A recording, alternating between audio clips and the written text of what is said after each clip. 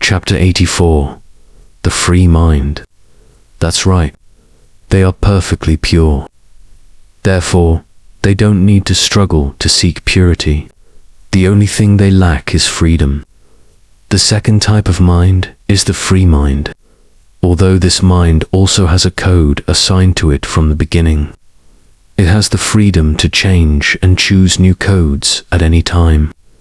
This type of mind exists within every human being. If you consider it carefully, this mind has the same attributes as the original mind, or God. That is, it has freedom. It can determine anything. What you're saying doesn't seem to relate to my question. Wait. I want to explain the background first, so you understand the origin. If so, let's get to the point.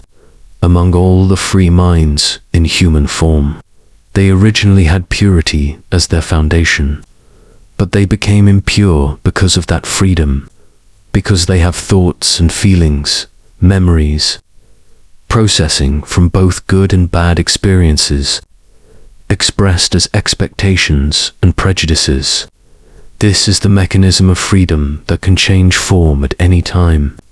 Then it forms into thoughts, both bad and good, creating a lot of impurity, which makes you try to stop. Thoughts because you believe that. Thoughts are the villain, an obstacle to accessing purity. So, you try every possible way to stop thoughts, which is only partially correct. Because if you only stop thinking, you are trying to make the potential of freedom, or the privilege that exists in humans, worthless and meaningless.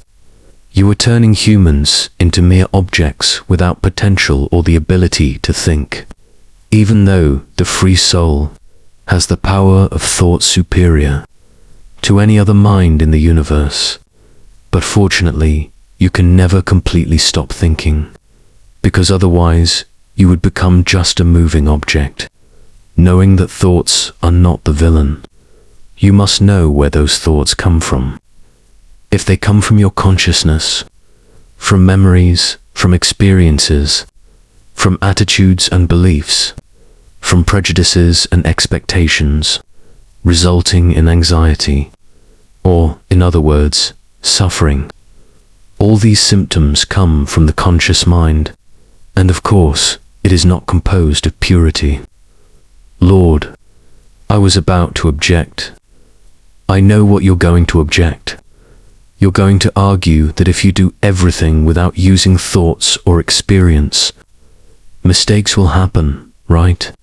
He asked, yes. I'm going to tell you that this is the crucial point I want you to know. In reality, thoughts are still very necessary. Evaluation and processing from experience are still necessary, but it must be thoughts determined by another mind hidden within you. This mind has a special attribute, purity. This purity doesn't mean nothingness, ignorance, or emptiness, but it is purity that is the present moment, without past, without future. It is purity that comes from seeing things as they are, without fabrication or judgment.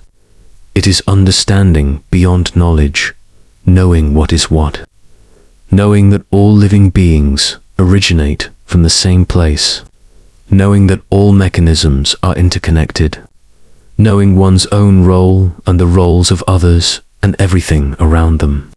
When one knows this, they will understand completely. Their vision will see everything differently. They will speak, act, and think everything with understanding.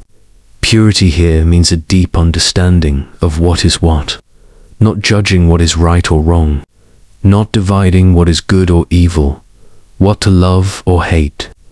This purity then manifests as energy or frequency waves, which emanate through the phenomenon called love, sincere goodwill, or what you call positive frequency waves.